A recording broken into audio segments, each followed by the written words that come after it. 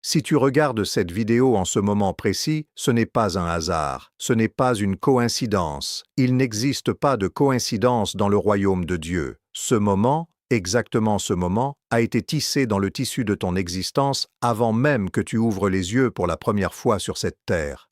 Tu te sens différent, n'est-ce pas? Tu as toujours eu cette sensation étrange, ce sentiment que tu n'appartiens pas totalement à ce monde, que quelque chose de plus grand t'attend, que ton âme a soif de quelque chose que personne autour de toi ne semble comprendre. Les gens te regardent parfois avec des yeux vides quand tu parles de Dieu, de spiritualité, de ta faim profonde pour le divin. Ils changent de sujet. Ils sourient poliment. Mais toi, tu n'arrives pas à éteindre cette flamme intérieure. Et aujourd'hui, je vais te dire la vérité. Cette flamme, c'est Dieu lui-même qui la souffle sur toi. Cette chaîne a été créée pour toi, pas pour les curieux, pas pour ceux qui cherchent juste du contenu. Pour toi, l'élu, le différent, celui ou celle que Dieu a marqué avec un sceau invisible que le monde ne peut pas voir, mais que le ciel reconnaît immédiatement. Alors avant d'aller plus loin, fais une seule chose, abonne-toi maintenant, appuie sur la cloche. Parce que chaque vidéo que tu rates sur cette chaîne est un message de Dieu que le diable s'est empressé d'effacer de ta timeline. Ne laisse pas ça arriver. Abonne-toi. C'est ton premier acte d'obéissance spirituelle aujourd'hui. Maintenant, ferme les yeux une seconde. Respire. Et prépare-toi. Parce que ce que tu vas entendre dans les prochaines minutes va changer quelque chose dans ton âme pour toujours. L'élément déclencheux. Le jour où tout a basculé, personne ne l'a vu venir. C'était une nuit ordinaire. Il était environ 3h17 du matin. Et tu sais que cet horaire n'est jamais ordinaire pour ceux que Dieu appelle, parce que le voile entre le naturel et le surnaturel est le plus fin à cette heure précise. Les théologiens l'appellent l'heure de la veille prophétique. Les anciens l'appelaient l'heure de Dieu. Et cette nuit-là, quelqu'un exactement comme toi, s'est réveillé en pleurs sans savoir pourquoi, le cœur battant à tout rompre.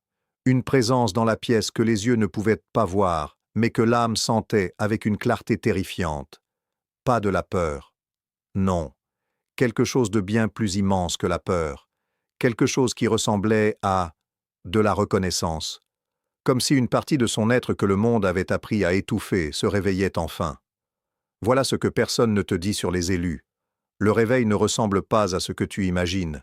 Il ne vient pas avec des trompettes et de la gloire immédiate. Il vient souvent dans l'obscurité, dans les larmes. Dans ce moment précis où tu ne comprends plus rien de ta vie, où tout ce que tu avais construit semble vaciller, où les réponses que la société t'a données sonnent creux comme un tambour vide. Ce réveil, ce basculement, tu l'as peut-être déjà vécu, ou tu es en train de le vivre maintenant. Et si tu es là, sur cette vidéo, à cet instant précis, alors ce n'est pas moi qui t'ai attiré ici, c'est lui, c'est Dieu. Il t'a attiré ici parce que ce que tu vas découvrir dans les prochaines minutes correspond exactement à la saison spirituelle dans laquelle tu te trouves. Écris 444 dans les commentaires si tu sais de quoi je parle. Écris 444 si tu as déjà vécu cette nuit, ce réveil, cette présence inexplicable. Le ciel voit tes commentaires, et ce chiffre ce soir va activer quelque chose dans le ciel au-dessus de ta vie. Mais pour comprendre ce qui se passe vraiment, il faut que je te donne le contexte. Il faut que tu saches d'où vient cette guerre. Il faut que tu comprennes pourquoi le diable travaille si fort à t'endormir spirituellement, précisément en ce moment de l'histoire. La situation initiale. Voici ce que les grandes religions, les grandes institutions spirituelles, n'ont jamais voulu te dire clairement. Parce que si tu le savais vraiment, vraiment au fond de tes os, tu ne pourrais plus jamais vivre comme avant. Il existe, depuis la fondation du monde, une catégorie d'êtres humains que la Bible appelle par des noms différents selon les époques. Les prophètes les appelaient « le reste fidèle ». Les apôtres les appelaient « les appelés selon son dessein ». Les écrits mystiques de l'Église primitive les appelaient « les porteurs de lumière ». Et aujourd'hui, dans ce langage contemporain que Dieu utilise pour rejoindre cette génération, on pourrait les appeler simplement « les élus du temps de la fin ». Ces personnes ne sont pas des super-héros. Ce ne sont pas des gens parfaits. Ce ne sont pas des moines dans des monastères ou des pasteurs avec des grandes cathédrales. Non. Ce sont des gens ordinaires, avec des vies ordinaires, des doutes réels, des blessures profondes, des histoires compliquées, des gens qui ont parfois tout raté, des gens qui ont parfois abandonné Dieu pendant des mois ou des années, des gens que la vie a brisés de manière que les autres ne pourraient pas comprendre. Mais il y a une chose que ces personnes ont en commun, une seule chose qui les distingue de la masse. Elles ne peuvent pas s'empêcher de revenir. Elles peuvent courir, elles peuvent se distraire, elles peuvent se noyer dans le travail, dans les relations, dans les écrans, dans tout ce que le monde moderne a inventé pour anesthésier l'âme. Mais à un moment ou à un autre, quelque chose les ramène, comme un aimant invisible, comme un appel que l'on n'entend pas avec les oreilles, mais avec le centre de son être. Tu te reconnais là-dedans? Si oui, je veux que tu saches quelque chose d'important. Ce n'est pas de la faiblesse, ce n'est pas une dépendance émotionnelle, ce n'est pas une béquille psychologique, comme certains aiment le dire, pour diminuer ta foi. C'est de la biologie spirituelle. C'est ton ADN céleste qui s'exprime malgré tout ce que le monde a essayé de faire pour l'étouffer. Dieu t'a créé avec un vide en forme de lui. Et rien d'autre, absolument rien d'autre dans cet univers ne peut remplir ce vide. Pas l'argent, pas le succès, pas les relations humaines, aussi belles soient-elles, pas les expériences, pas la philosophie, pas même la religion au sens institutionnel du terme, seulement lui. Seulement la présence vivante du Dieu qui t'a formé dans le secret.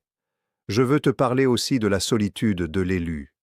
Parce que personne n'en parle franchement, et c'est pourtant l'une des expériences les plus universelles parmi ceux que Dieu a marqués. Cette solitude particulière, pas l'absence d'amis, pas l'isolement physique, mais cette solitude intérieure, cette incapacité fondamentale à se faire pleinement comprendre par les gens autour de soi, même par les plus proches. Tu peux être dans une pièce pleine de monde et te sentir sur une planète différente. Tu peux avoir des conversations animées et rentrer chez toi avec la sensation que personne n'a vraiment touché ce qui est réel en toi. Tu peux avoir une famille, des amis, une communauté, et quand même ressentir au fond de toi une solitude que les mots ne peuvent pas tout à fait saisir. Cette solitude n'est pas une malédiction, elle est une invitation. Elle est la façon que Dieu a de créer en toi un espace que seule sa présence peut remplir. Elle est le vide qu'il creuse pour s'y installer. Et quand sa présence commence à remplir ce vide, et elle le fera, elle le fait déjà peut-être en ce moment même, tu découvres que cette solitude était en réalité une intimité en devenir. Une chambre intérieure que Dieu construisait pour y habiter avec toi. Et voici la situation concrète dans laquelle tu te trouves aujourd'hui. Tu es à un carrefour. Un vrai carrefour, pas métaphorique, un carrefour prophétique. Ce que tu choisis dans les prochaines semaines, comment tu réponds à cet appel qui résonne dans ta poitrine en ce moment même, va définir la trajectoire de ta prochaine saison spirituelle. Tape « Je suis prêt » dans les commentaires si tu sens que tu es à ce carrefour. Tape « Je suis prêt » et regarde ce que Dieu va faire avec ta déclaration publique. La montée dramatique. Mais voilà ce que le diable ne veut absolument pas que tu comprennes, et c'est là que ça devient sérieux. C'est là que je dois parler avec une franchise que peu de personnes dans le monde spirituel ont le courage d'avoir. L'ennemi sait qui tu es, il sait ce que tu portes, il sait le potentiel qui dort dans tes cellules spirituelles, il sait le mandat que Dieu a déposé sur ta vie avant même ta naissance, et depuis des années, peut-être depuis ton enfance, il a déployé une stratégie précise, calculée, chirurgicale pour t'empêcher d'entrer dans ce pourquoi tu as été créé. Et tu sais quelle est sa stratégie numéro 1? Pas la persécution violente, pas la souffrance extrême qui te ferait courir vers Dieu. Non, sa stratégie est infiniment plus subtile et infiniment plus efficace. C'est la distraction ordinaire, la fatigue du quotidien, le bruit constant de la vie moderne qui noie la voix douce et subtile de l'Esprit Saint. Il t'a convaincu que tu étais trop occupé, trop blessé, trop imparfait, pas assez qualifié, que ta prière ne compte pas vraiment, que Dieu a certainement des personnes plus importantes à s'occuper, que tu peux toujours commencer sérieusement demain, et demain ne vient jamais. Cette tension, est-ce que tu la ressens? Ce tiraillement constant entre ce que tu sais être vrai dans ton esprit et ce que ta vie quotidienne ressemble réellement. Cette distance entre la personne que tu sais au fond de toi que tu es appelé à être et la personne que le miroir te renvoie chaque matin. cette douleur sourde qui ne parte jamais complètement, même dans les moments de bonheur, même dans les moments de succès, même quand tout semble aller bien en apparence. C'est le signe que quelque chose en toi n'est pas encore pleinement réclamé. C'est le signe que ta destinée spirituelle frappe à ta porte et attend que tu lui ouvres. Et voici ce qui empirait les choses. Plus tu avançais en âge, plus tu vois les années passer, plus cette tension devient insupportable, parce que quelque part en toi, tu sais que le temps n'est pas infini. Pas le temps dans le sens morbide du terme, mais dans le sens prophétique. Il y a des saisons dans nos vies. Et certaines portes ne s'ouvrent que pendant une saison précise. Certains niveaux spirituels ne se franchissent que dans des fenêtres de temps particulières. L'apôtre Paul l'a écrit avec une urgence qui traverse les siècles. Voici maintenant le temps favorable, voici maintenant le jour du salut. Pas hier, pas dans 6 mois, maintenant. Et ce n'était pas tenable. Continuer à vivre entre deux eaux, ni vraiment dans le monde, ni vraiment pleinement dans Dieu. Se sentir appelé, mais rester au bord du précipice sans sauter. Désirer la profondeur, mais rester pataugé dans les eaux peu profondes de la religiosité de surface. Je veux te parler d'un autre visage de cette tension que peu de prédicateurs osent nommer, la honte spirituelle. Cette honte particulière qui vient du fait de savoir qui tu es appelé à être et de constater l'écart entre cet appel et ta réalité quotidienne. Cette honte qui te fait baisser les yeux lors des réunions de prière parce que tu sais que tu n'as pas prié cette semaine. Cette honte qui te fait éviter les conversations spirituelles profondes parce que tu ne voudrais pas que les gens voient l'état réel de ta vie intérieure. Cette honte qui devient parfois une prison parce qu'elle te convainc que tu dois être au niveau avant de pouvoir t'approcher de Dieu, que tu dois avoir tout réglé avant de mériter sa présence. Mais écoute-moi sur ce point, parce que c'est crucial. La honte est un mensonge de l'ennemi. Dieu n'a jamais attendu que tu sois parfait pour te rencontrer. Regarde David, adulte violent, roi adultère et meurtrier par procuration, et pourtant un homme selon le cœur de Dieu. Regarde Pierre, qui a renié le Christ 3 fois à voix haute, et pourtant celui sur lequel l'Église a été bâtie. Regarde Paul, qui persécutait et tuait des chrétiens, et pourtant choisi pour apporter l'Évangile aux nations. Dieu ne cherche pas la perfection, il cherche la disponibilité. Est-ce que tu es disponible? Est-ce que tu es prêt à dire « peu importe où j'en suis, peu importe ce que j'ai fait ou n'ai pas fait, je suis disponible pour toi ». Est-ce que tu te rappelles la dernière fois que tu as vraiment, profondément senti la présence de Dieu? Ce moment où le temps s'est arrêté, où les larmes sont venues sans que tu les invites, où quelque chose dans ton intérieur s'est mis à vibrer d'une façon que aucune expérience humaine ne peut reproduire. Cette mémoire, elle te manque, n'est-ce pas? Tu veux retrouver ça.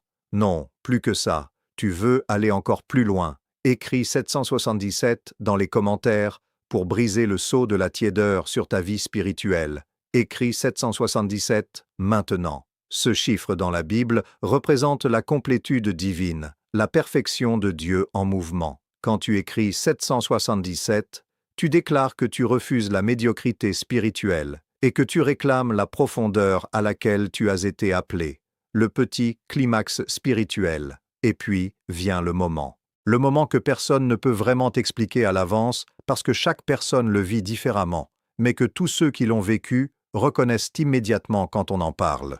Le moment de la décision, de la vraie décision, pas celle des lèvres, pas celle de la culpabilité, pas celle que tu prends un dimanche après un sermon émouvant et que tu as oublié le mercredi suivant. La décision de l'âme, celle qui descend plus profondément que les émotions, plus profondément que la volonté humaine, jusqu'à l'endroit où ton être véritable réside. Cette décision ressemble à ceci, un abandon total de l'idée que tu peux gérer ta vie spirituelle toi-même. Un lâcher-prise de la performance religieuse. Un moment où tu dis, dans le secret de ton cœur, avec une honnêteté brutale, « Seigneur, je n'ai plus la force de faire semblant. Je n'ai plus la force de maintenir des apparences spirituelles. Je veux toi, vraiment toi, pas une version édulcorée et polie de la religion. Pas un Dieu de dimanche. Toi, le Dieu qui brise les ossements secs et leur rend la vie. Le Dieu qui appelle les choses qui ne sont pas comme si elles étaient. Le Dieu qui n'abandonne jamais ceux qu'il a choisis, même quand ils l'ont abandonné 1000 fois. Et voici ce qui se passe quand cette décision est prise dans la vérité. Le ciel répond. Pas toujours de façon spectaculaire, pas toujours avec des signes et des prodiges visibles immédiatement. Mais quelque chose change, quelque chose de fondamental, de structural change dans ta réalité spirituelle. Les murs qui semblaient infranchissables commencent à fissurer.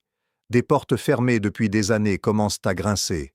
Des personnes entrent dans ta vie avec exactement le message dont tu avais besoin. Des écritures que tu avais lues 100 fois prennent soudainement une profondeur nouvelle, comme si elles avaient été écrites spécifiquement pour toi, pour cette saison précise de ta vie. La Bible l'affirme avec une certitude absolue. Approchez-vous de Dieu et il s'approchera de vous. Ce n'est pas une promesse conditionnelle liée à ta perfection. Ce n'est pas « approche-toi parfaitement et peut-être qu'il viendra ». C'est une loi spirituelle aussi immuable que la gravité. Si tu t'approches, il s'approche, toujours, sans exception, sans délai. Et voici la prise de conscience qui change tout, celle qui a transformé des millions de vies à travers les siècles, celle qui continue de transformer des vies aujourd'hui, y compris peut-être la tienne en ce moment même. Tu n'as pas besoin d'être prêt pour commencer. Tu n'as pas besoin d'avoir tout résolu. Tu n'as pas besoin d'avoir arrêté tous tes mauvais comportements, d'avoir pardonné à toutes les personnes qui t'ont blessé, d'avoir compris toute la théologie, de te sentir digne ou qualifié. Tu as juste besoin de venir, tel que tu es, là où tu en es, avec tout ce que tu portes, tout ce dont tu n'es pas fier, tout ce qui te fait honte, tout ce qui te pèse depuis si longtemps. Tu viens, et lui, il fait le reste. C'est ça la grâce. Pas un concept théologique abstrait.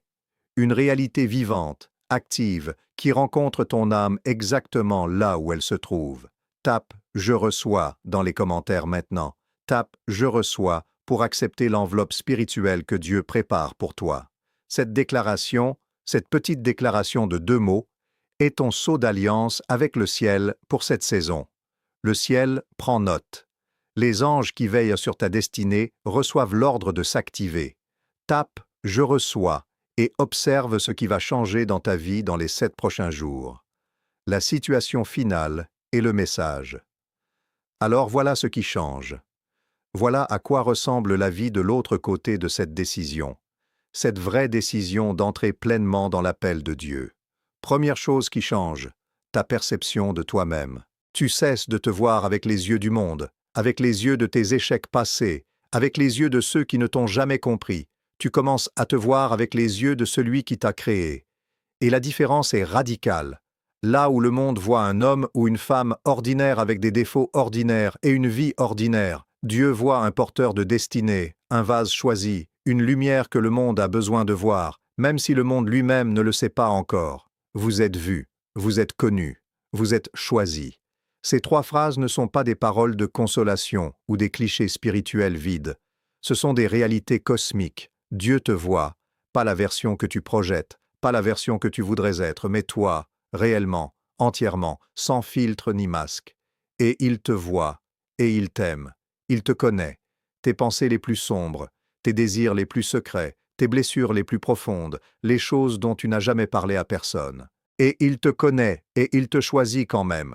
Il t'a choisi, avant la fondation du monde, avant que tu commettes ta première erreur, avant que tu traverses tes premières douleurs. Un choix éternel, irrévocable, que personne et rien ne peut effacer. Deuxième chose qui change, ta relation à l'adversité. Quand tu sais qui tu es en Dieu, quand ton identité est ancrée dans quelque chose qui transcende les circonstances, les épreuves ne disparaissent pas, mais elles changent de signification. Ce qui t'écrasait devient ce qui te forme. Ce qui semblait une malédiction révèle sa vraie nature, une formation, et tu commences à comprendre, avec le recul que seul l'esprit peut donner, que rien dans ta vie n'a été gaspillé. Rien, même les années que la rouille a mangées, même les relations qui t'ont brisé, même les erreurs qui te font encore honte. Tout cela est du matériau dans les mains d'un Dieu qui est maître de la rédemption.